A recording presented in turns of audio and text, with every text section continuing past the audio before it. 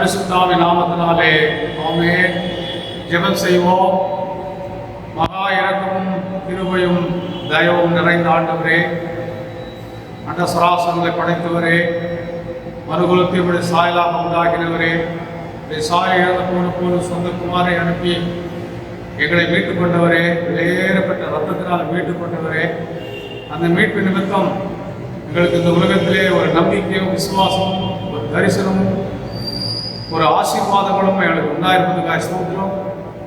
ஆண்டவரே, இந்த உலகம் ஆண்டவரே வாழ்வதற்கு பலவிதமான இடைஞ்சல்கள், கொரோனா வைரஸ் போன்ற நிலைமைகள் ஒரு பக்கம் சூழ்ந்திருந்தால்,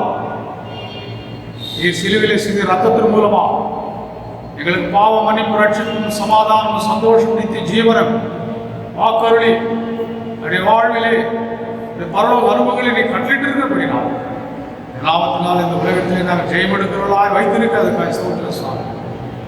நாங்கள் ஜெயமெடுக்கலாம் மட்டுமல்ல, அநேகரை அந்த விசுவாசத்துக்குள்ளாக கொண்டு வருகிறேன் கூட எங்களை பயன்படுத்தி வருவதற்காக ஸ்தோத்திரம். நாளில் கூட திரு சன்னிதானத்திலே உடைய பிள்ளைகளாக உம்முடைய ஜனங்களாக நீர் தெரிந்து கொண்ட பரிசுத்த ஜாதியா தோது கொள்ள உடைய சன்னிதானத்தில் கூடுவது ஆலயத்துக்கு வர முடியாத சூழ்நிலையில் இருந்தால் ஆங்காக இருக்கிற எங்கள் வாசஸ்தலங்களிலே பக்தி பரவசத்தோடு தூது கொள்ள கிருபை வரலை தந்தெழுதினோம். எங்கெல்லாம் 2-3 பேர் கூடிய நாமத்தினால் தோதுகளால் மத்தியிலே நான் இருப்பேன் என்று வாக்குகளை குடும்பங்களாக நாங்கள் நம்மை தோது பரிசுத்த ஆவியாருடைய ஆசீர்வாதத்தை கட்டளையிட்டோம்.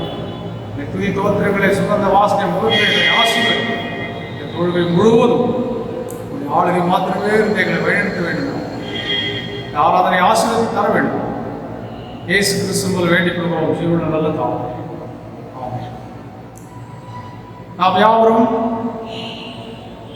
இந்த நாளின் ஆராதனைக்கு ஆரம்பப்பாடலாக கடவுளோட நாம மகிமைக்காக பாமாலையில் 302வது பாடல், எந்த ஜீவன் இயேசுவே சொந்தமாக ஆளுமே, எந்த காலம் நேரமும் நீ கையாடி அருளும் என்ற ஒரு அர்த்தமுள்ள பாடலை பாடி கர்த்தருடைய நாமத்தை நாம் மகிமைப்படுத்தும். 302 எந்த ஜீவன் இயேசுவே சொந்தமாக ஆளுமே, ஏந்த காலம் நேரமும் நீர் கையாடி அருளும், ஏந்த கை பேரன்பினா ஏவப்பாடும் எந்தங்கா சேவை செய்ய வீரையோ ஆழகான வேலங்கோ, ஏந்த நாவும் இன்பமா உம்மை பாடவும் என்பார், மீட்பின் செய்தி கூறவும் ஏதுவாக்கி அருளும், ஏந்த நாஸ்தி தேவரே மூற்றும் அங்கீகரிப்பி, புத்தி கல்வியாவையோ சீத்தம் போல் பிரயோகியோ, ஏந்தன் சீத்தம் இயேசுவே ஒப்புவித்து விட்டேனே, ஏந்த நெஞ்சில் தாங்குவே அதை நீத்தம் நாடுவே, திருப்பாதம் காற்றினே ஏந்த நேசம் போற்றினே, ஏந்த மூலமாய் தாத்தம் செய்த நேத்தமா. நாம் யாவரும் ஆராதனையிலே பயபக்தியோடு கொள்வோமாக. உதவிக்காக காலை மாலை ஆராதனை நாம் பயன்படுத்துகின்றோம். சுருக்க ஆராதனை கடவுள் ஆவியா இருக்கிறார். அவரை தூது கொள்கிறவர்கள் ஆவியோடும் உண்மையோடும் அவரை தூது கொள்ள வேண்டும். நம்முடைய பிதாவாகிய கடவுளாலும் கர்த்தராகிய இயேசு கிறிஸ்துவினாலும் உங்களுக்கு கிருபையும் சமாதானமும் உண்டாகும். இது கர்த்தர் உண்டு பண்ணின நாள். இதிலே களி கூர்ந்து மகிழ கடவோம். கடவுள் ஒளியாயிருக்கிறார். அவரில் எவ்வளவு பேரும் இருளில்லை. அவர் ஒளியில் இருந்தது போல நாமும் ஒளியிலே நடந்தார். ஒருவரோடு ஐக்கப்பட்டிருப்போம். குமாராகிய இயேசு கிறிஸ்துவின் ரத்தம் சகல பாவங்களை நீக்கி நம்மை சுத்திகரிக்கும். கிரிய கடவுளை போற்றுவோம். எங்கள் தந்தையாம் கடவுளே, ஒரு வல்லமையா ஞானத்தால் எல்லாவற்றையும் படைத்து இந்த குமாரனை எங்கள் ரட்சகராக தரும்படி உலகத்தில் அன்பு கூர்ந்திரை போற்றுகிறோம். குமாரனாம் கடவுளே, பாவத்தை தவிர்த்து எல்லாவற்றிலும் எங்களுக்கு ஒரு மனிதனாக எங்கள் பாவங்களுக்காக ஒப்புக்கொடுக்கப்பட்டு எங்கள் நீதிக்காக உயிர்த்த என்பதை போற்றுகிறோம். பரிசுத்த ஆவியானவராகிய கடவுளே, எல்லா உண்மைக்குள்ள எங்களை வழிநடத்தி கடவுளின் அன்பை எங்கள் நெஞ்சில் பொழியிருவதை போற்றுகிறோம். பிதா, குமாரன், பரிசுத்த ஆவியாகிய கடவுளே, உமக்கே எக்காலமும் எல்லா புகழும் மகிமையும் உண்டாவதாக. ஆமென். பாவரிக்கை. நமக்கு பாவம் இல்லை என்போமானால் நம்மை நாமே வஞ்சிக்கலாம். நமக்குள் உண்மை இல்லை.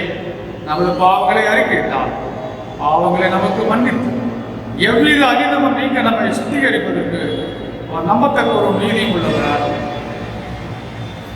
கடவுள் ராஜ்யம் சமீபித்து இருக்கிறது. மனம் திரும்பி சுவிசேஷத்தில் நம்பிக்கை வைங்கள். நமது பலவீனங்களுக்காக பரிதவிக்க முடியாத பிரதான ஆசாரியர் நமக்கு ராமன். எல்லா விதத்திலும் நம்மை போல் சோதிக்கப்பட்டும் பாவமில்லாத பிரதான ஆசாரியரே நமக்கு இருக்கிறார். ஆகவே நாம் யாவரும் பயபக்தியோடு கூட பொதுவான பாவைக்கு ஜெபத்துக்கு முன்பதாக நாம் தனிப்பட்ட பாவங்களை நாம் நினைவுக்கு கொண்டு வந்து தேவ சன்னிதானத்தில் அவைகளை அறிக்கையிட நம்ம ஒப்பு கொடுப்போம். தன் பாவங்களை மறைக்கிறவன் வாழ்வடைய மாட்டான்.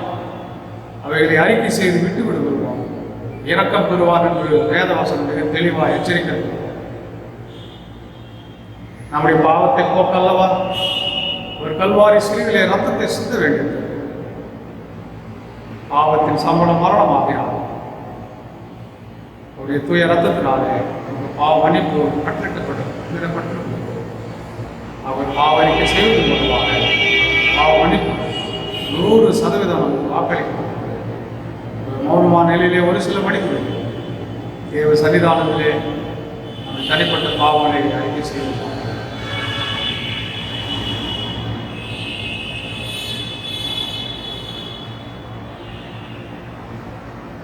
தொடர்ந்து வருகிற பொதுவான பாவரிக்கை ஜெபம், இரண்டாவது பாவரிக்கை ஜெபத்தை நாம் யாரும் சேர்ந்து இருப்போம். எங்கள் தந்தையார் கடவுளே, நினைவினாலும் வார்த்தையினாலும் செய்கினாலும் விரோதமாய் பாவம் செய்திருக்கிறோம். முழு மனதோடு நாங்கள் உண்மை நேசிக்கவில்லை. எங்களிடத்தில் நாங்கள் அன்பு கூறுவது போது அயலாரிடத்தில் நாங்கள் அன்பு கூறவில்லை. எங்கள் மேல் இறக்கமாக இருக்க உண்மை வேண்டிக் கொள்கிறோம். எங்கள் பாவழிக்கு நீங்க எங்களை சுத்திகரியும். எங்கள் குற்றங்களை விட்டுவிட எங்களுக்கு உதவி புரியும். எங்கள் ஆண்டவர் இயேசு கிறிஸ்துவின் மூலமாய் வேண்டிக் கொள்கிறோம் பிதாவே. ஆமென். சர்வ வல்லமையும் மிகுந்த இரக்கமுள்ள ஆண்டவர் மன்னிப்பையும் பாவ நிவர்த்தியை நமக்கு கட்டளையிட்டதே வாழ்க்கையை சீர்படுத்துவதற்கான காலத்தையும் நமது பரிசுத்தாவின் கிருபையும் தேற்றுதலையும் தந்துள்ளுவாராக. ஆமென். ஆண்டவரை துதியுங்கள். ஆண்டவர் நாம் துதிக்கப்படுவதாக. இப்பொழுது இந்த நாளின் இறை வார்த்தைக்கான வேத பாடம் வாசிக்கும்படியாய் தெரிந்து கொள்ளப்பட்ட வேத பகுதி பரிசுத்த மத்தேயு என்பவர் எழுதின நற்செய்தி நூல் அதிகாரம் 25 வசனங்கள் 15 முதல் 30 வரை. பரிசுத்த மத்தேயு 25ஆம் அதிகாரம் வசனங்கள் 15 முதல் 30 வரை வாசிக்க கவனமாக்கிறோம். அன்றியும் பரலோக ராஜ்யம் பிரதேசத்துக்கு பிரயாணமாய் போகிற ஒரு மனுஷன் தன் ஊழியக்காரரை அழைத்து தன் ஆஸ்திகளை அவர்கள் வசமாய் ஒப்புக் கொடுத்தது போல் இருக்கிறது. அவரவருடைய திறமைக்கு தக்கதாக ஒருவரிடத்தில் 5 தாலந்தும், ஒருவரிடத்தில் 2 தாலந்தும், ஒருவரிடத்தில் 1 தாலந்துமாக கொடுத்து உடனே பிரயாணப்பட்டு போனான். 5 தாலந்தை வாங்கினவன் போய் அவைகளை கொண்டு வியாபாரம் பண்ணி வேறு 5 தாலந்தை சம்பாதித்தான். அப்படியே 2 தாலந்தை வாங்கினவனும் வேறு 2 தாலந்தை சம்பாதித்தான். 1 தாலந்தை வாங்கினவனும் போய் நிலத்தை தோண்டி தன் எஜமானுடைய பணத்தை புதைத்து வைத்தான். வெகு காலமான பின்பு அந்த ஊழியக்காரனுடைய எஜமான் திரும்பி வந்து அவரிடத்தில் கணக்கு கேட்டான். அப்பொழுது 5 தாலந்தை வாங்கினவன் வேறு 5 தாலந்தை கொண்டு வந்து, ஆண்டவனே, 5 தாலந்தை என்னிடத்தில் ஒப்புவித்தீரே, அவைகளை கொண்டு இதோ வேறு 5 தாலந்தை சம்பாதித்தேன் என்றான். அவனுடைய எஜமான் அவனை நோக்கி, நல்லது, உத்தமம் உண்மையுள்ள ஊழியக்காரனே, கொஞ்சத்திலே உண்மையாயிருந்தாய், அநேகத்தின் மேல் உன்னை அதிகாரியாக வைப்பேன், உன் எஜமானுடைய சந்தோஷத்திற்குள் பிரவேசி என்றான்.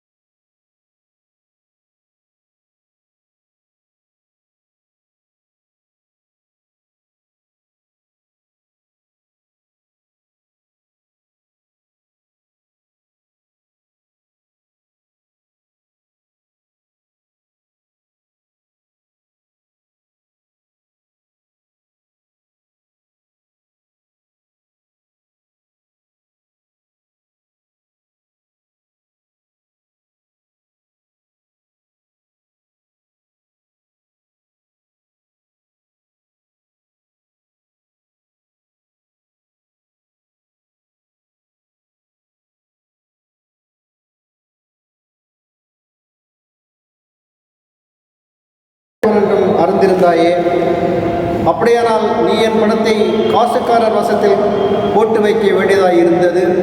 அப்பொழுது நான் வந்து என்னுடையதை வட்டியோடு வாங்கிக் கொள்வேனே என்று சொல்லி அவனிடத்தில் இருக்கிற தாளந்தை எடுத்து 10 தாளந்து உள்ளவனுக்கு கொடுங்கள்.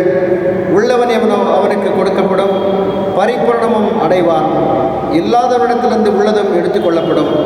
பிரயோஜனமற்ற ஊழியக்காரனாகிய இவனை புறம்பான இருளிலே தள்ளி போடுங்கள், அங்கே அழுகையும் பற்கடிப்பும் உண்டாயிருக்கும் என்றான். பாட முடிந்தது. தேவனை முக்கிய மகிமை உண்டாகும். இறைவார்த்தைக்காக நாம் ஜெபத்திலே கடந்து செல்வோமாக. அன்பு நிறைந்த ஆண்டவரே, உங்களுடைய சன்னிதானத்திலே நோக்கி பார்க்கிறவர்களுக்கு நீர் செல்வமாக இருக்கின்றீர்கள். இப்பொழுது கூட தியானத்தில் கடந்து செல்லும்போது உங்களுடைய துணை எங்களுக்கு வேண்டும், உங்களுடைய வெளிப்பாடு எங்களுக்கு வேண்டும், பரிசுத்த ஆவியானுடைய அசைவாடுதல் வேண்டும். இறைச்செய்தி கேட்கிற ஒவ்வொரு இருதயங்களிலும் பலமாய் சத்திய வசன கிரியை செய்ய வேண்டும். 30, 60, 100 பலன் கொடுக்க வேண்டும். அடியை கூட மறைத்து வெளிப்படுத்தும், தரிசித்து செல்ல அருள்தாரும். இறை மக்களை அபரிதமாக ஆசீர்வதிக்கும். இயேசு கிறிஸ்து மூலம் மிக தாழ்வோடு கேட்கிறோம் நல்ல பிதாவே, ஆமென். இறை மக்கள் யாவருக்கும் ஆண்டுடைய சமாதானம் நிறைவாய் உண்டாயிருப்பதாக. உலகமெங்கும் நாம் வாழும் சுற்றுப்புறங்கள் அனைத்திலும் கூட இந்த கரோனா வைரஸ் பரவல் அதிகரிப்பால் பயம், திகில், தயக்கம், கலக்கம், பதற்றம் இவைகள் அதிகரித்து கொண்டே இருக்கிறதை நாம் பார்க்கின்றோம். இது நாள் வரை இறை மக்களை ஜெபிக்கும்படி கேட்டுக்கொண்டு வந்தேன். தொடர்ந்து செய்யுங்கள். ஜபத்தோடு கூட நிறுத்திக் கொள்ளாமல் ஆண்டுடைய அதிகாரத்தை கொண்டு, ஆண்டவருடைய பிள்ளைகளுக்கு ஒரு அதிகாரம் உண்டாயிருக்கும். ஆண்டவர் நாமத்தினாலே நாம் இந்த உலகத்திலே சிலவற்றை கடிந்து கொள்ளும்போது அவைகளிலிருந்து ஒரு விடுதலை நாம் கண்டுகொள்ளும். இயேசு நாமத்தினாலே ஒரு சில தெய்வங்களை கடிந்து கொள்ள வேண்டும். ஜெபித்து கொண்டே இருந்தால் மட்டும் போதாது. ஆண்டவர் கொடுத்திருக்கிற ஒரு அதிகாரத்தை கொண்டு அதை அபியாசம் செய்ய வேண்டும். நமக்கு ஒரு விசேஷித்த அதிகாரத்தை ஆண்டவர் கொடுத்திருக்கிறார். ஆண்டோட பிள்ளைகளுக்கு என்று கொடுக்கிற ஒரு அதிகாரம். ஆகவே இந்த உலகத்தை ஆட்டி படைத்துக் கொண்டிருக்கின்ற கொரோனா வைரஸ் சம்பந்தமான ஒரு பயம், திகில், கலக்கம், பதற்றம் ஆகவே ஒருவேளை நாமோ அல்லது குடும்பத்தாரோ அல்லது சார்ந்தவர்களோ அல்லது நம் நண்பர்களோ நம் பந்துக்களோ மற்ற யாராவது இருந்தாலும் சரி, இல்லை இயேசு கிறிஸ்து நாமத்தினாலே நான் கடிந்து கொள்கிறேன் என்று சொல்லி ஒரு அதிகாரத்தோடு கூட நீங்கள் ஜெபிக்கும்படி அன்போடு கேட்டுக்கொள்கிறேன். அதிகாரத்தோடு கடிந்து கொள்கிறேன். இயேசுவின் நாமத்தை பயன்படுத்துங்கள். வல்லமையுள்ள நாமம் நாம் பயன்படுத்தாமல் இருந்து விடுவோம். அநேக வேலை ஆண்டோடைய பிள்ளைகள் அவருடைய நாமத்தை இப்படிப்பட்ட காலகட்டங்களிலே, நெருக்கடியான சூழ்நிலைகளிலே நாம் கடிந்து கொண்டு ஜெபிக்கிறோம். இயேசுவின் நாமத்தினால் எல்லாம் பயம், திகிலும், கலக்கம், பதற்றம் இயேசுவின் நாமத்தை கடிந்து கொள்கிறேன் என்று சொல்லி கடிந்து கொள். அப்போது எல்லாவற்றிலிருந்து ஒரு விடுதலை அனுபவிக்கும். நான் அதை அபியாசம் பண்ணுகின்றேன். அதில் பலனை அதிகமாக அனுபவித்து வருகிறேன். ஆகவே இறைமக்கள் யாவரும் கூட நீங்கள் அதை அபியாசம் பண்ண வேண்டும் என்று ஆண்டவர் கொடுத்த அதிகாரத்தை, அவர் நாமத்தை கொண்டு பயன்படுத்தப்படி அன்போடு கூட உங்களை கேட்டுக்கொள்கின்றேன். அடுத்தது கல்வாரி அன்பை தியானம் பண்ணணும். அவருடைய வெளியேறப்பட்ட ரத்தத்தினால் மீட்டுக் கொண்டிருக்கிறார். நம்ம மீட்டுக் கொண்டு விட்டார். ஆகவே எந்த ஒரு காரியம் நம்மை அவருடைய அன்பை பிரிக்க முடியாது. அதில் நீங்கள் உறுதியாக இருக்கிறது. அப்படி செய்யும் பொழுது ஆண்டோட வார்த்தையின்படி என்ன நடக்கிறது? பூரண அன்பு பயத்தை புறமே தள்ளும் என்று சொல்லுங்கள். எந்த விதமான பயத்திலிருந்து ஒரு விடுதலை நமக்கு கிடைக்கிறது. ஏனென்றால் அந்த கல்வாரி அன்பு நம்முடைய இருதயங்களிலே அளவில்லாமல் ஊற்றப்பட்டிருக்கிறது. ஆக கிறிஸ்துவின் அன்பை விட்டு நம்மை ஒரு சக்தியான அந்த உலகத்திலே எந்த சக்தியாக பிரிக்கவே முடியாது. வேதவசனம் அது அத்தாட்சியாக கூட எழுதப்பட்டது. நாம் ஆண்டோட பிள்ளைகள் தெரியும். ஆக இந்நாளின் தலைப்பு, தியானிக்கக்கூடிய தலைப்பு அருமையான ஒரு தலைப்பை கூட நாம் இந்த நாளிலே பெற்றிருக்கிறோம். அதாவது உக்ரானத்துவம், அல்லது எளிமையாக புரிந்து கொள்ள வேண்டும் என்றால் கண்காணித்துவம் என்று சொல்ல. அதை அந்த தலைப்போடு கூட துணை தலைப்பாக மூலதனம் அல்லது வாழ்வாதாரத்தின் மேல் பொறுப்புள்ள மேலாண்மை, உக்ரானத்துவம் அல்லது கண்காணித்துவம், அதை சம்பந்தப்படுத்தி தொடர்ந்து வருகிற தலைப்பு மூலதனம் அல்லது வாழ்வாதாரத்தின் மேல் பொறுப்புள்ள மேலாண்மை என்ற ஒரு சிறப்பான தலைப்பை நாம் பெற்றிருக்கிறோம். அந்த தலைப்பிற்கு நாம் தியானிக்க அழைக்கப்படுகிறோம். உக்ரானத்துவம் அல்லது கண்காணித்துவம் என்றால் அதனுடைய இலக்கணம் பார்ப்போமானால், அதாவது ஆங்கிலத்திலே மேனேஜிங் தி அனதர்ஸ் ப்ராப்பர்ட்டி, மற்றொருவருடைய பொருளை நாம் மேலாண்மை செய்வோம். ஒருவர் மேலாண்மை செய்வோம். ஸோ அதற்கு சொந்தக்காரர் அல்ல, மேலாண்மை மட்டுமே செய்கிறார். ஸோ இந்த விளக்கு முறையில் மிக நன்றாக நமக்கு புரிந்திருக்கும். சங்கீதம் 24:1 பூமி அதன் நிறைவும் உலகம் அது குடிகளும் கர்த்தருடையது. ஸோ அனைத்துமே இந்த உலகத்தில் அனைத்துமே கடவுளுடையது. நாம் அதை மேலாண்மை செய்கிறோம். அவ்வளவுதான். நமக்கு உரிமையானவர்கள் அல்லது எஜமானவர்கள் அல்ல. அதுதான் கூறும். ஸோ விதமாக கண்ணோட்டத்தில் தான் இந்த நாளின் தலைப்பிற்கு நாம் தியானிக்க அழைக்கப்படும். இந்த உக்ரானத்துவம் என்று சொல்லப்படுவது ஏதோ ஒரு திருச்சபை அல்லது அதனுடைய பொருள் சம்பந்தமாக நிர்வாகம் செய்வது என்று நாம் அந்த பொருளை சுருக்கி பார்க்கக்கூடாது. திருச்சபை அதனுடைய பொருள் நிர்வாகம் இதனுடைய ஒரு பகுதி கண்டிப்பாக. ஆனால் முழுமையாக ஒரு திருச்சபை அதனுடைய பொருள் நிர்வாகத்தை ஒரு சிறிய வட்டத்துக்குள்ளாக நாம் அதை அடைத்து பார்க்க கூடாது. ஒரு விரிவான கண்ணோட்டத்தோடு நாம் பார்க்க வேண்டும். அப்பொழுதுதான் ஆண்டுடைய வருகையில் அதுக்கேற்ற ஒரு சன்மானத்தை, ஒரு வெகுமதி, ஒரு ஆசீர்வாதத்தை நாம் பெற்றுக்கொள்ளும்.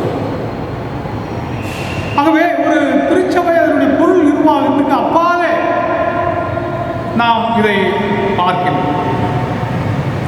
ஆகவே இந்த உக்காலத்துவம் என்பது நம்முடைய விசுவாசத்தை, ஒரு தனிமனித விசுவாசத்தோடு கூட தொடர்புடையது. அது மட்டுமல்ல, நாம் செய்கிற பணிகளோடு கூட அது தொடர்புடையது. அதுக்கு மேலே நம் பொருளாதாரத்தோடு கூட தொடர்புடையது. நம்முடைய அதிகாரத்தில் இருக்கக்கூடிய ஒரு பொருளாதாரம் நம்முடைய விசுவாசத்தோடு தொடர்புடையது, நம்முடைய ஈடுபடுகிற பணியோடு கூட தொடர்புடையது, அல்லது ஊழியத்தோடு தொடர்புடையது. அதை தொடர்ந்து பொருள் சம்பந்தமான நிர்வாகம், பொருளாதார நிர்வாகம், இவைகளுக்கு தொடர்புடையதாக இருக்கிறது. இந்த கண்ணோட்டத்தில் தான் இந்த தியானத்திலே நாம் தொடர்ந்து தியானிக்கிறோம். இந்த உக்ரானத்துவம் அல்லது கண்காணித்துவம் என்று சொல்லப்படும் பொழுது இது 4 கொள்கைகளை கொண்டது, 4 பிரின்சிபிள்ஸ். இந்த ஒரு ஃப்ரேம் ஒர்க்கில் தான் நாம் இதை அணுகுறோம். ஒரு பகுதியை நாம் அணுகுறோம். 4 தொகுதிகளை கொண்டது, 4 கொள்கைகளை கொண்டது, 4 பிரின்சிபிள்ஸ். அதில் ஒன்று உரிமை சம்பந்தப்பட்ட ஒரு கொள்கை, 2வது பொறுப்பு சம்பந்தப்பட்ட ஒரு கொள்கை, 3வது கணக்கு ஒப்புவித்தல் சம்பந்தமான ஒரு கொள்கை, 4வது சன்மானம் சம்பந்தப்பட்ட ஒரு கொள்கை. முதலாவது உரிமை சம்பந்தப்பட்ட ஒரு கொள்கை என்னவென்றால், நான் ஏற்கனவே குறிப்பிட்டபடி சங்கீதம் 24:1 படி பார்த்தால், பூமியும் அது நிறைவும் உலகம் அது குடிகளும் கர்த்தருடையது. நாம் பார்க்கின்ற உலகத்தில் பார்க்கின்ற யாவுமே அதனுடைய எஜமானர் அல்லது உரிமையாளர் சிருஷ்டிகர்த்தா. தெளிவாக நமக்கு புரிகிறது. நாம் அதற்கு எஜமானர்கள் அல்ல, நாம் அதற்கு உரிமையாளர்கள் அல்ல. அது நம்முடைய வசத்தில் கையளிக்கப்பட்டுள்ளது. அதை ஜாக்கிரதையாக கையாள வேண்டும், பொறுப்போடு கூட அதை பயன்படுத்த வேண்டும், அவைகளை ஞானமாக நிர்வாகம் செய்ய வேண்டும். இதுதான் ஆதியாகமம் 2:5 அதை நாம் பார்க்கலாம். மனுஷனை ஏதேன் தோட்டத்தில் கொண்டு வந்து அங்கே வைத்து அதை காக்கவும் பண்படுத்தவும் வைத்தார். he is assigned a particular job. ஒரு பணியாளர் பொறுப்பை கொடுக்கப்படுகிறது. அதை பாதுகாக்க வேண்டும், அதை பண்படுத்த வேண்டும்.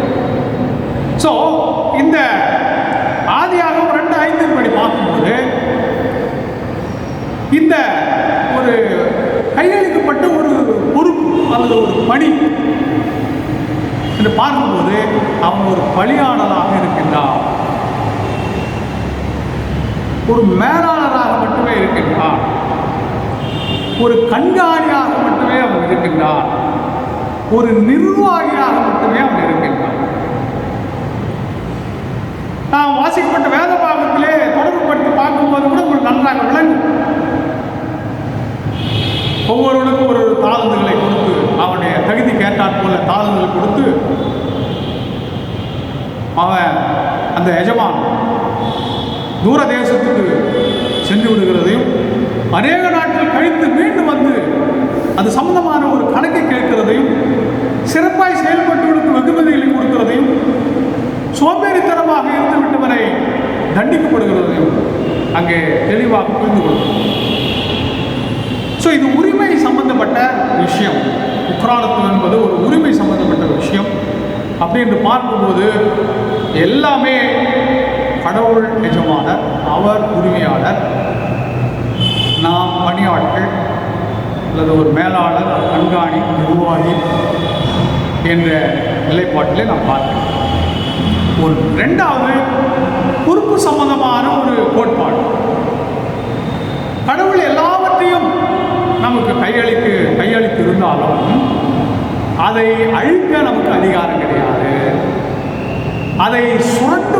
ஒரு அதிகாரம் நமக்கு கொடுக்கப்படவில்லை. அதுதான் முக்கியமாக நாம் தெரிந்து கொள்ள வேண்டும். இதோ கடவுள் எல்லாத்தையும் கையளித்து விட்டார் என்பதற்காக நாம் நம்முடைய அதிகாரத்தை பயன்படுத்தி அது நம்ம இஷ்டம் போல அதை பிரயோகம் பண்ண முடியாது.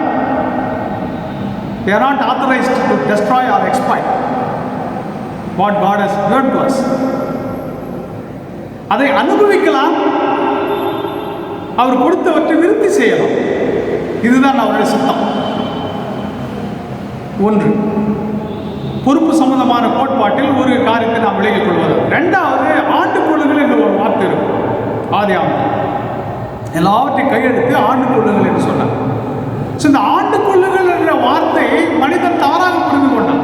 இப்போ நாம் எப்படி வேண்டுமானாலும் அதை ஆண்டு கொள்ளலாம். அப்படி அல்ல, அன்போடு கூட ஆண்டு கொள்ள வேண்டும், இரக்கத்தோடு ஆண்டு கொள்ள வேண்டும், அரவணைப்போடு ஆண்டு கொள்ள வேண்டும், மன உருக்கத்தோடு கூட ஆண்டு கொள்ள வேண்டும். இதில் வித்தியாசத்தை நீங்கள் நன்றாக அறிந்து கொள்ள முடியும், புரிந்து கொள்ள முடியும். So ruling with love, compassion. So இந்த ஒரு அர்த்தத்தோடு தான், ஏன்னா ஆண்டவர் God of love, God of compassion. So அந்த ஒரு குணா லட்சணத்தை தான் அவருடைய சாயலாக படைக்கப்பட்ட நாம். ஸோ அந்த குண லட்சணத்தை பைபாஸ் பண்ணுறவர்கள் அல்ல என்பதை நாம் புரிந்து கொள்ள வேண்டும். மூன்றாவது பொறுப்பு சம்பந்தமான கோட்பாட்டை தியானிக்கும் போது பலுகி பெருகுங்கள் என்று கொடுக்கப்பட்டுள்ளது. ஸோ இதை பலுகி பெருகுகள் என்ற வாரியத்தை நாம் ஒரு குறுகிய கண்ணோட்டத்தோடு பார்க்கக்கூடாது. அது ஒரு இனப்பெருக்கத்தை சம்பந்தப்பட்டது. ஸோ நாம் மனிதர்கள் பெருகிக் கொண்டே செல்வது ஆண்டவர் கேட்டுக்கொண்டிருக்கிறார் என்பதல்ல. அது ஒரு பக்கம். ரெண்டாவது பக்கம், ஒரு பரிசுத்தமுள்ள சமுதாயத்தை நாம் உருவாக்க வேண்டும். அதை மனதில் கொள்ள வேண்டும். குழந்தை பெற்றோர்களுக்கு மட்டுமல்ல, அதை பக்தியிலே வளர்க்க வேண்டும், பயபக்தியிலே வளர்க்க வேண்டும். அப்படிப்பட்ட ஒரு சந்ததி தான் ஆண்டவர் எதிர்பார்க்கின்றார். அது மட்டுமல்ல, நமக்கு கொடுக்கப்பட்டுள்ள புதிய ஏற்பாட்டிலே உலகமெங்கும் போய் சர்வ சிருஷ்டிக்கும் சுவிசேஷத்தை அறிவித்து சகல ஜாதிகள் சீஷராக்குங்கள் என்று சொல்லப்பட்டது. ஸோ மல்டிப்ளிகேஷன் ஆஃப் டிசைபிள்ஸ், ஆண்டவரை தொழுகொள்கிற மக்களை அல்லது அவரை பின்பற்றுகிற மக்களை இந்த உலகத்தை நிரப்ப வேண்டும். இந்த உலகம் கேடுள்ள மனிதர்களால் நிரம்பியிருக்கு. ஆண்டவர் திருமையாய் கொடுக்கப்பட்ட பரிசு பொருளாக இருக்கின்ற இந்த உலகத்தை, படைப்பை சீரழித்துக் கொண்டிருக்கிறோம், இதை கலங்கடித்துக் கொண்டிருக்கின்றோம். சர்வ சிருஷ்டியும் ஏகமாய் தவித்து பிரசாதப்படுகிறது என்று சொல்லப்படும்.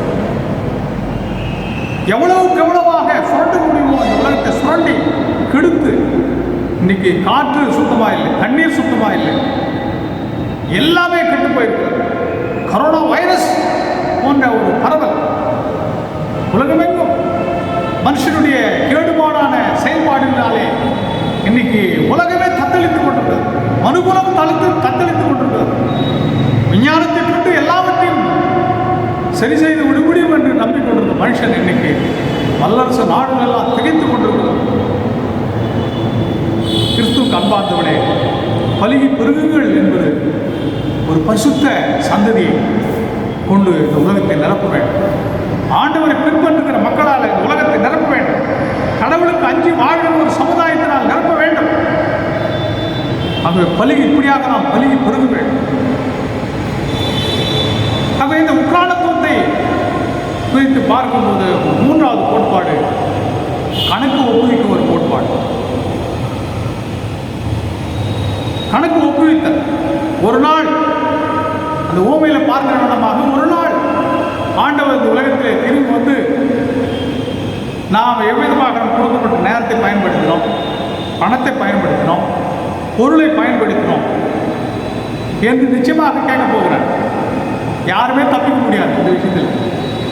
ஏன் நம்ம வீணாக பேசுகிற ஒவ்வொரு வார்த்தைக்குமே கடவுளத்தில் கணக்கு ஒப்புவிக்க வேண்டும் சொல்லப்படுது அப்படின்னா யோசித்து பாருங்க. வார்த்தைக்கே நம்ம வீணாக பேசுகிற வார்த்தைக்கே கணக்கு ஒப்புவிக்கிறோன்னா அப்போது நேரம், நம்முடைய பணம், பொருள் எல்லாம் நிச்சயமாக கணக்கு ஒப்புவிக்க வேண்டும்.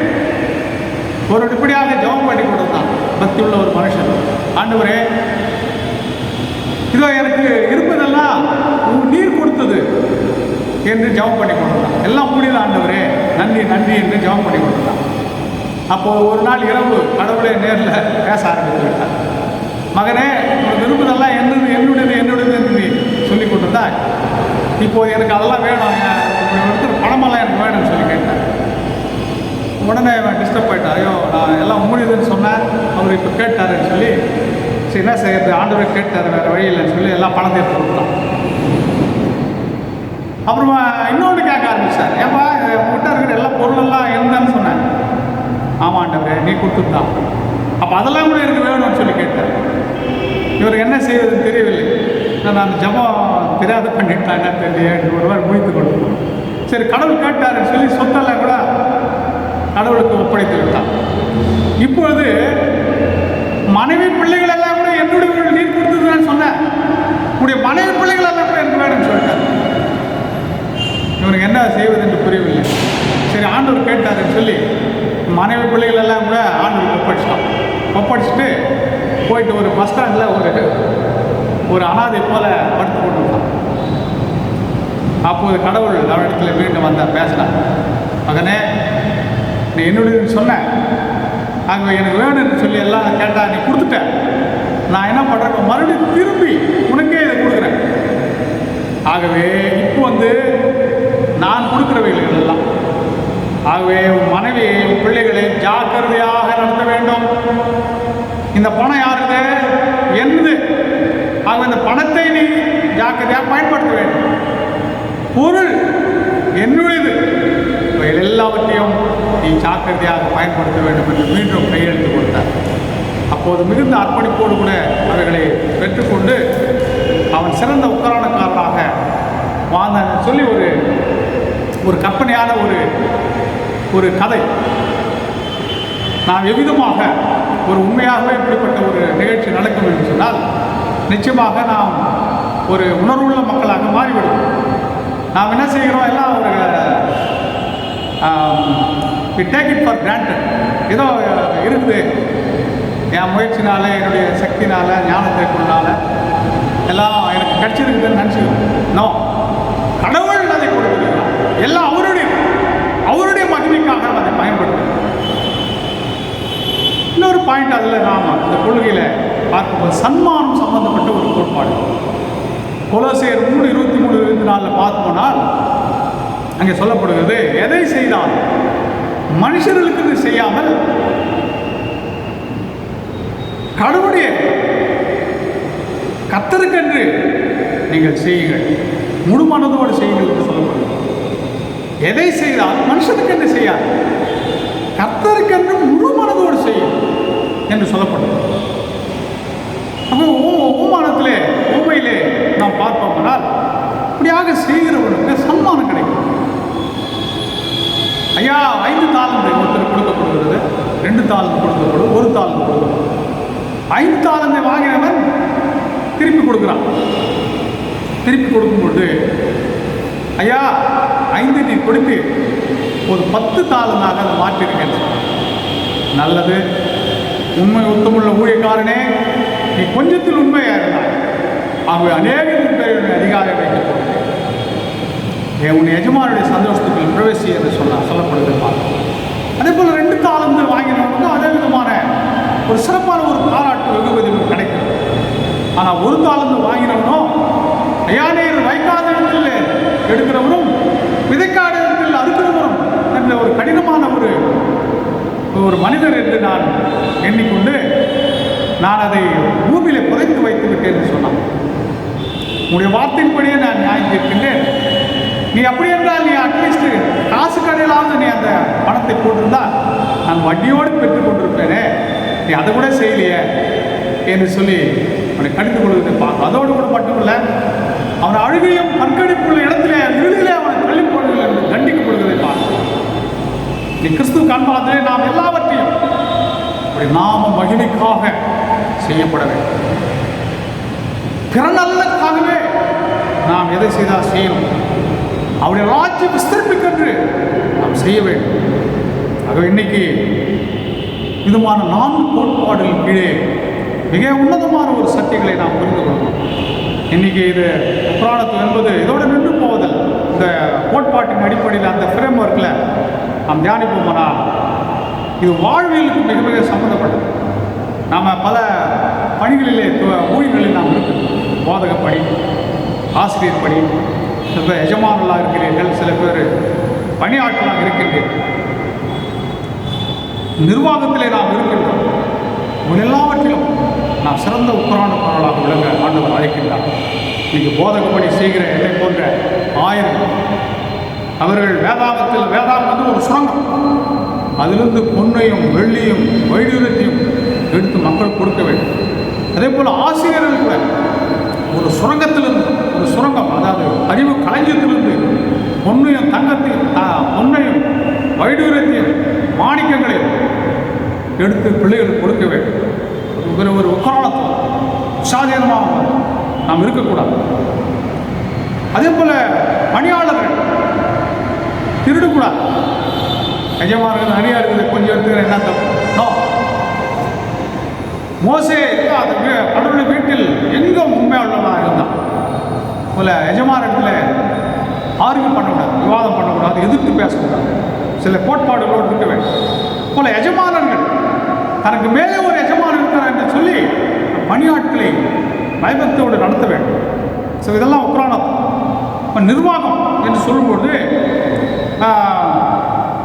நமக்கு இந்த நாளிலே மற்ற வேத பாகங்கள் கூட கொடுக்கப்பட்டுள்ளது. அதன்படி பார்க்கும்போது மோசே அவன் அந்த 6 லட்சம் பேரை அவன் ஒருவனாய் விசாரித்து கொண்டிருக்கும் போது அவருடைய மாமனார் மூலமாக ஒரு சஜஷன் கொடுக்கப்படும்.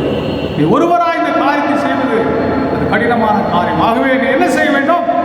தேவனுக்கு பயந்தவர்களை, உண்மையுள்ளவர்களை, பொருளாசை வெறுக்கிறவர்களை, திறமையுள்ள மக்களை தெரிந்து கொண்டு 1000 பேர், 100 பேர், 10 பேர் அதிகாரியாக நியமி. முக்கியமான காரியங்கள் நீ நிர்வாகம் பண்ண சிறந்த ஒரு உக்காணத்துவ ஒரு போதனையை மோசேயுடைய மாமனார் இன்னைக்கு இதுவும் நமக்கு இந்த காலத்திலே வாழ்கிற திருச்சபை நிர்வாகத்தில் இருக்கிற மக்கள் இந்த குறிப்புகளை நாம் உள்வாங்க வேண்டும். பொறுப்புகளுக்கு மக்களை நியமிக்கும் போது இது எனக்கு தெரிந்தவர், இவர் என்னுடைய நண்பர், இவர் எனக்கு வேண்டப்பட்டவர், இவர் எனக்கு இப்படி உதவி செய்தவர் என்று அந்த ஒரு வேல்யூஸ் மத்தியில் இல்லாமல், அடிப்படையில் அல்லாமல் கடவுளுக்கு பயப்படுகிறார்களா, உண்மையுள்ளவர்களாக இருக்கிறார்களா, பொருளாசை வெறுக்கிறவர்களாக இருக்கிறார்களா, திறமைசாலிகளாக இருக்கிறார்களா என்று நாம் அதன் அடிப்படையிலே கர்த்தருக்கென்று அவர் ஊழியத்தை செய்ய முடியாது நியமிக்க வேண்டும். இது போல 2 கொரிந்தியர் கூட நமக்கு 8ஆம் அதிகாரம் 7ஆம் வசனத்தில் நமக்கு உக்ரானத்துவத்தை பற்றி, அதாவது தர்ம காரியங்கள், குறிப்பாக இப்போ இப்படிப்பட்ட கொரோனா வைரஸ் பரவல் சூழ்நிலைகளிலே இன்னைக்கு நிறைய தர்மங்கள் செய்ய நாம் அழைக்கப்படுகிறோம். நீங்கள் வாழ்வாதாரங்கள் இழந்து ஏராளமான மக்கள் வாழ்வாதாரம் பசி பட்டினி, ஃபியூச்சர் எதிர்காலத்தை பற்றி நம்பிக்கை இல்லை, பொருளாதார சம்பந்தப்பட்ட கஷ்டங்கள், வேதனைகள், நிந்தனைகள், போராட்டங்கள், திகில்கள், பயங்கள், பிரச்சனைகள், இப்படி மூழ்கி போய்விட சூழ்நிலை.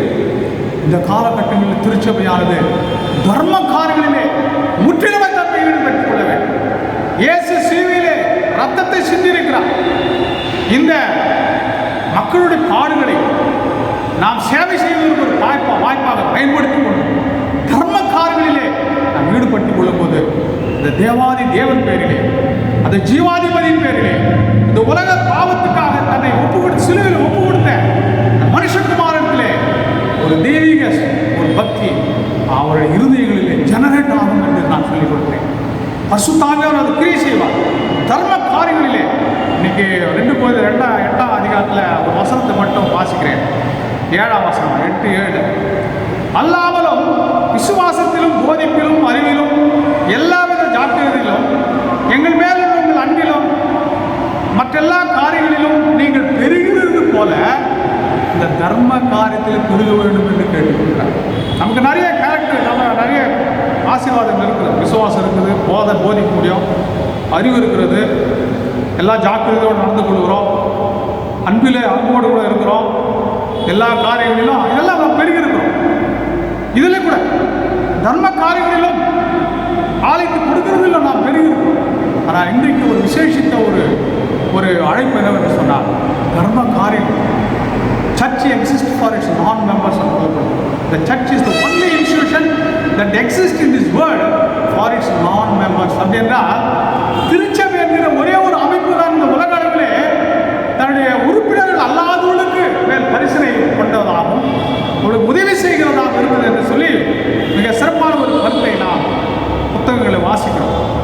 ஆகவே இந்த காலங்களில் இந்த வாய்ப்பை உத்தம அளவில் பயன்படுத்தி கொண்டு நம்மளால் முடிந்த உதவிகளை நாம் இல்லாதவருக்கு கஷ்டத்தில் இருக்கிறவருக்கு நாம் செய்ய வேண்டும். தர்மக்காரர் இது ஒரு உக்ரானத்துவம் தான். ஆகவே இந்த நம்ம வாழ்வியல் சம்பந்தப்பட்ட ஒரு உக்ரானத்துவம் முடிவதில்லை, புவியியல் சம்பந்தப்பட்ட ஒரு உக்ரானத்துவம் இருக்கிறது. அதாவது சிருஷ்டிப்பை பாதுகாத்து என்ற ஒரு காரியத்தை கூட நாம் மனதில் வைக்க வேண்டும். ஏற்கனவே சம்பந்தமான படைப்பை பாதுகாத்தல் என்ற ஒரு ஈகாலஜி சம்பந்தமான ஒரு சுரசனத்தில் நான் பகிர்ந்து கொண்டிருக்கின்றேன். இருந்தாலும் ஒரு சில காரியங்கள் ட்ரினிட்டி, திரியேக கடவுள், இந்த அதாவது இந்த புவியியலை காப்பது சம்பந்தமான ஒரு போதனையை நாம் பேக் ஆஃப் த மைண்டில் எப்போதும் வைத்துக் கொள்வது என்ன தெரியுங்களா? எப்படி பிதா குமாரன் பரிசுத்தாவியை வேறு பிரித்து பார்க்க முடியாதோ அதே விதமாக கடவுள் மனிதர் இயற்கையை வேறு பிரித்து பார்க்கக்கூடாது. ஒரு தேசமானது வளர்ச்சி திட்டமிடும்போது புவி சம்பந்தமான பாதிப்புகள் இல்லாதபடிக்கு வளர்ச்சி திட்டமிட வேண்டும். அது ஒன்று. தனி மனிதன் என்று சொல்லும்பொழுது நாம் ஒரு வீடை கட்ட நாம் பிளான் பண்ணும்போது அங்கே இயற்கை சம்பந்தமான ஒரு தோட்டம் சம்பந்தமான கூட நாம் பிளான் பண்ண வேண்டும். ஒரு பசுமை நிறைந்த ஒரு உலகாக அதை மாற்ற வேண்டும். இன்னைக்கு இயற்கையை பிரித்து நாம் மக்கள் வாழ ஆரம்பித்து விட்டார். அதனால் நிறைய பிரச்சனைகள் இன்றைக்கு நாம் அனுபவித்து வருகிறோம். ஆக கிறிஸ்துவுக்கு அந்த ஆண்டவர்களே, இதில் அந்த இயற்கை சம்பந்தமான பிரின்சிபலை நாம் மறக்கூடாது. 3 பிரின்சிபல் இருக்குது. ஒன்று, பிரின்சிபல் ஆஃப் பர்பஸ். ஒவ்வொரு சிருஷ்டிப்பிலும் ஒரு நோக்கத்தோடு ஆண்டவர் படைத்திருக்கிறார். ஒவ்வொரு படைப்பும் ஒரு தனித்துவம் கொண்டது. அது மட்டுமல்ல, ஒவ்வொன்றும் ஒன்றுக்கொன்று சார்ந்துள்ளது. இந்த 3 காரியங்களை நாம் மனதில் வைத்து இந்த சிருஷ்டிப்பு படைப்பை பாதுகாத்தலில் கூட நாம் ஒரு சிறந்த உக்ரானக்காரராக விளங்கும்படி நாம் அழைக்கப்படுகிறோம். அது முடிவுரையாக ஆண்டவர் 2ஆம் வருகை சமீபமாக இருந்து கொண்டு, ஏற்கனவே நான் இதை சொல்லிக்கொண்டு வருகிறேன். ஆண்டுடைய வருகை சமீபமாக இருக்கிறது. இன்றைக்கி 6000 ஆண்டு முடிந்து, அதாவது தொடக்கத்திலிருந்து ஒரு 2000 ஆண்டுகள் நோவா வரை. நோவாவிலிருந்து இயேசு கிறிஸ்துவ 2000 ஆண்டு, நாம் ஒரு வாழ்ந்து கொண்டிருந்தது 2000 ஆண்டு, மொத்தம் 6 ஆண்டு முடிவு 7000 ஆண்டு, ஒரு முழுமையான ஆண்டு. இந்த ஆண்டுகளில் இது ஒரு முக்கியமான ஒரு ஆண்டாக ஆண்டவர் அறிவித்திருக்கிறார். ஆண்டவருடைய வருகை சமீபம் என்று அறிவுறுத்தப்படுகிற அடையாளங்கள் நடந்து கொண்டிருக்கின்றன. ஆகவே நாம் புராணத்தை குறித்து இன்றைக்கி நான் என்ன செய்யணும்? புராணத்துவம் ஒருவேளை என்ன ஜாபை மாட்டிக்கணுமா அப்படின்னு கேட்கலாம். என் தொழிலை விட்டுட்டு ஊழிக்கு வந்துட்டுமா அப்படின்னு சொல்லி கேட்கலாம். நோ, நாம் கடவுளுடைய அன்போடு கூட எந்த பணி செய்து கொண்டுதான் அது கடவுளுடைய அன்போடு கூட, பரிசுகளோடு, அர்ப்பணிப்போடு கூட, கடவுள் பயத்தோடு செய்யும். அதுதான் புராணம். அது மட்டுமல்ல, சும்மா வச்சுருக்காதீங்க நேரத்தையும் காலங்களையும். அது 5 பேர் எப்படி ஆண்டோடைய கரத்தில் கொடுத்தது போல ஆண்டோட கரத்தில் கொடுங்கள். 5 பேரை யாரும் ஆசீர்வதிக்கப்பட்டது போல அப்படி முயற்சி திருமதியாக ஆண்டவர் காத்திருக்கிறார். ஆனால் சோம்பேறியாக ஒரு காலத்துக்கு போல சோம்பேறியாக இருக்கக்கூடாது. நேரத்தை குறித்தோ, பணத்தை குறித்தோ, பொருளை குறித்தோ நாம் சும்மா இருக்கக்கூடாது. ஆண்டோடைய மகிமைக்காக அதை பயன்படுத்த வேண்டும். கடைசியில் அவருடைய ஜட்ஜ்மெண்ட், அது பேஸ்ட் அப்பான் ஜட்ஜ்மெண்ட், அது தான் இருக்குது. இந்த ஆட்டிடியூட், இந்த நம்முடைய சுபாவம், இந்த ரெண்டு பேர் மிக சிறந்த ஒரு சுபாவத்தை வெளிப்படுத்தினார்கள். ஒருவரும் சோம்பேறித்தனமாக இருந்தார். 2 பேர் நல்ல ஒரு சுபாவத்தை, தன் காலத்தை குறித்து அவர் வெளிக்காட்டினது போல நாம் வெளிக்காட்டுவோம். கர்த்தர் நம்மை அவரிதமாய் ஆசீர்வதிப்பாராக. நாம் ஜெபம் செய்வோம். கிருபை நிறைந்த ஆண்டவரே, கர்த்தருடைய கிருபையின் காலம் இப்படியாக கூட எங்களோடு கூட இருந்து எங்களை பயணித்துவதற்கு ஸ்தோத்திரம். உக்ரானத்துவம் மற்றும் வாழ்வாதம் சம்பந்தமான பொறுப்புள்ள ஒரு மேலாண்மை குறித்து இம்மட்டுடைய ஜாதிக்கு உதவி செய்யப்பா. நாங்கள் அது ஒரு காலத்தை வாங்கினது போல எங்கள் நேரத்தையோ எங்களுடைய பணத்தையோ அல்லது பொருளையோ நாங்கள் ஏனாதானோ என்று நாங்கள் சொந்தக்காரர் போல் நடந்து கொள்ளாதது எல்லாம் உடைய கருத்தையும் பெற்றுக்கொண்டு அதுபடி நாம மகிமைக்கணும், மற்றவருடைய நலனுக்காக அன்றைய ராஜ்யம் விசிறிப்பிக்கணும். அதை கருத்தாய் நாங்கள் பயன்படுத்தணும். இதோடைய நாமத்தை மைப்படுத்த உதவி செய்ய வேண்டும். நாங்கள் நம்முடைய வருகையிலே நம்முடைய நியாயத்தீர்ப்பு நாளிலே நாங்கள் உண்மை நல்லது உண்மை ஒத்துக்கொள்ள ஊழியக்காரனே, நீ கொஞ்சத்தில் உண்மையாயிருந்தால் நான் அநேகத்தின் பேரில் உன்னை அதிகாரம் வைப்பேன், உன் எஜமான சந்தோஷத்துக்குள் பிரவேசி என்று சொல்லப்படுவதற்கு தகுதிப்படுத்தப்பட்ட மக்களாக இருக்க எங்களை வழிநடத்த வேண்டும் என்று இயேசு கிறிஸ்து மூலம் வேண்டிக் கொள்கிறோம். ஜீவனும் நல்லதாகும். தேவனுக்கு துதியும் கனமும் மகிமையும் உண்டாவதாக. வாக்குத்தத்த வசனம் ஏசாயா 41 அதிகாரம் 10 வசனம், பக்கம் 846. நீ பயப்படாதே, நான் உன்னுடனே இருக்கிறேன், திகையாதே, நான் உன் தேவன், நான் உன்னை பலப்படுத்தி உனக்கு சகாயம் பண்ணுவேன், என் நீதியின் வலது கரத்தினால் உன்னை தாங்குவேன். கடினமான இந்த சூழ்நிலைகளை பார்த்து நாம் பயப்பட வேண்டாம். இயேசு நம்மோடு கூட இருந்து நம்மை எல்லா தீங்குக்கும் விலக்கி காப்பார்.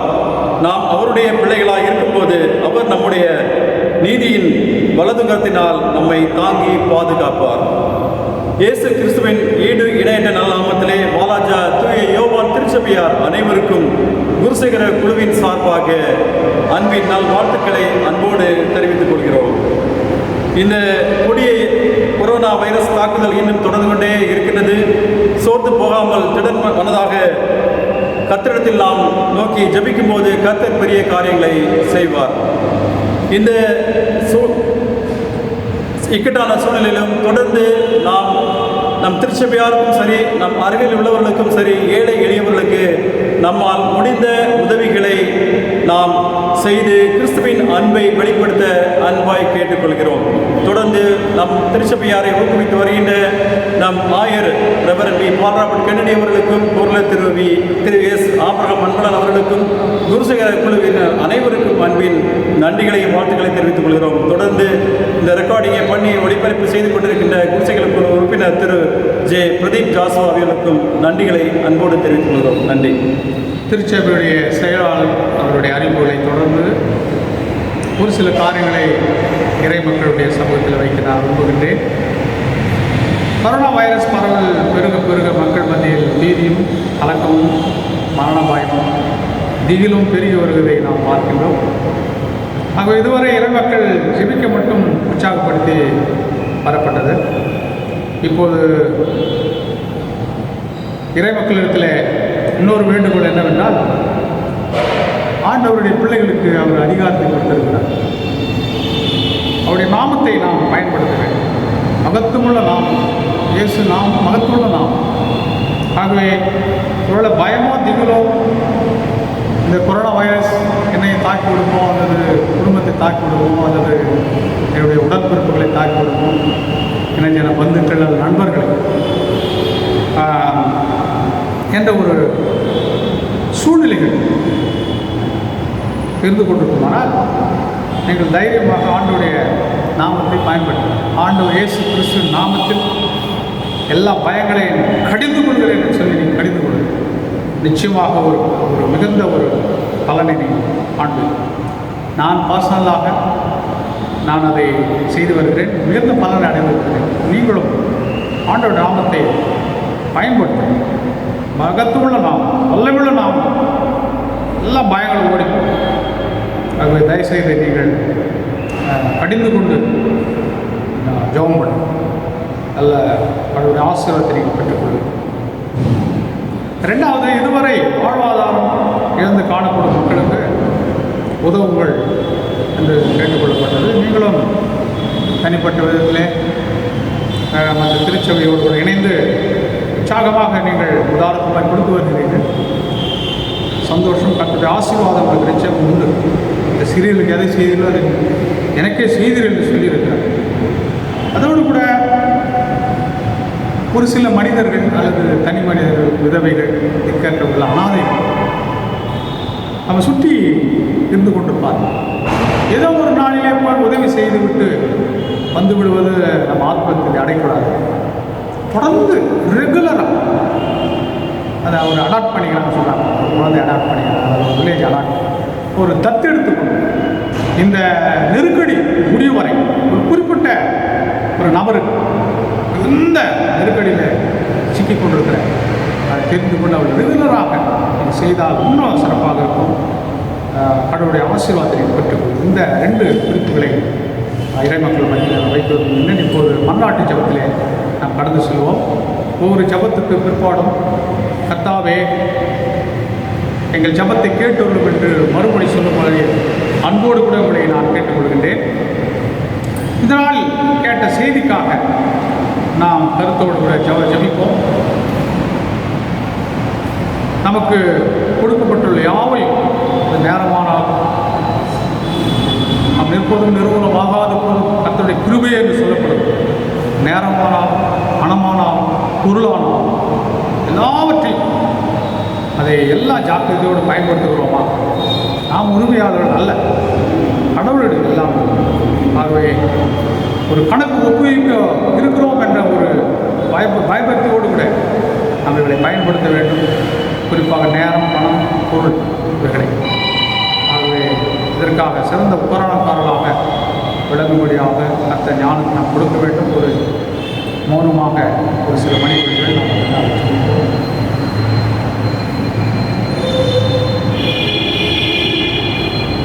கர்த்தாவே எங்கள் ஜபத்தை கேட்டது.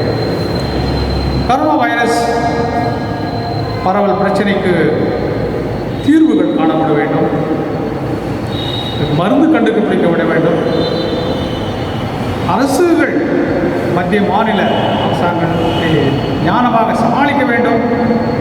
பொதுமக்கள் ஒத்துழைப்பு கொடுக்க வேண்டும். இதெல்லாம் ரொம்ப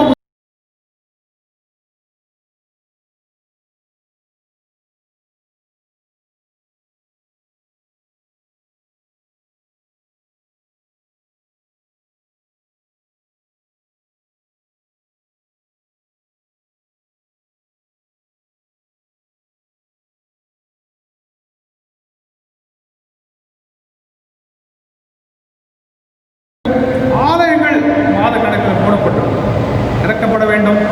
அது மட்டுமல்ல, கட்டுகளோடு கூட பல கட்டுத்திட்டங்கள் கொடுக்கப்படும் அந்த சூழ்நிலைகளில்.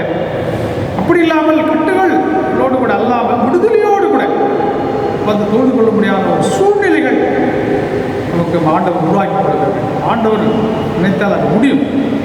அது மட்டுமல்ல, இந்த காலங்கள் குறித்து ஒரு பெரிய எழுப்புதல் தேசத்தில் உலக அளவில் எழுப்ப வேண்டும். தொடர்ந்து ஜெபம் பண்ணுங்கள். மௌனமான நிலையில் ஒரு சில மணித்துளிகள் அதற்காக ஜெபம்.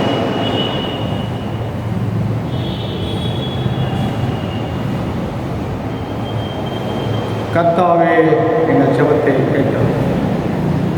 இப்படிப்பட்ட சூழ்நிலைகளிலே திருச்சபைகளுடைய பங்களிப்பு உலக அளவிலே அப்போஸ்தல நியாய பிரமாணப்படி ஸ்தாபிக்கப்பட்டிருக்கிற திருச்சபைகள் பங்களிப்பு மிக மிக அவசியம்.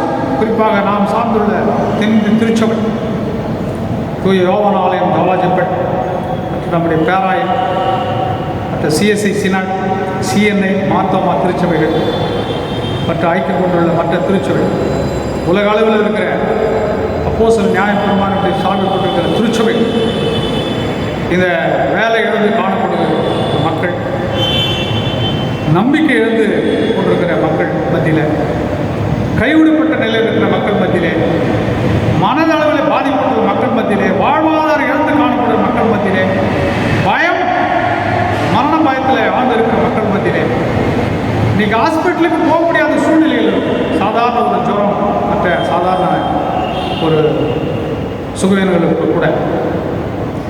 ஆகவே அப்படிப்பட்ட மக்களுக்கு மத்தியிலே, பசி பட்டினி அகப்பட்டுள்ள மக்கள் மத்தியிலே, குறிப்பாக வயதானோர், பெண்கள், சிறு பிள்ளைகள் மற்றும் சுவேகத்தில் இருக்கிற மக்கள், ஏதோ ஒரு வகையிலே திருச்சபை நம்முடைய பங்கு ஆற்றிக்கொண்டே இருக்க வேண்டும். ஊழியம் நடைபெற்று கொண்டே இருக்க வேண்டும். பரிசுத்த ஆவியார் இந்த பகல்காலம் இருக்கும் மட்டும் ஆண்டுடைய பிதாவுடைய கிரியை நான் செய்ய வேண்டும் என்று சொல்லுங்கள். ராக்காலம் ஒருவரும் கிரியை செய்ய முடியாதுன்னு சொல்லுங்கள். அப்போ இந்த காலங்கள் இது இப்படிப்பட்ட மக்களோடு தொடர்பு வைத்துக்கொண்டு கடவுளுடைய ஊழியத்தை மிக சிறப்பாக செய்யப்படும். மௌனமாக ஒரு சில மணித்துறை அதற்காக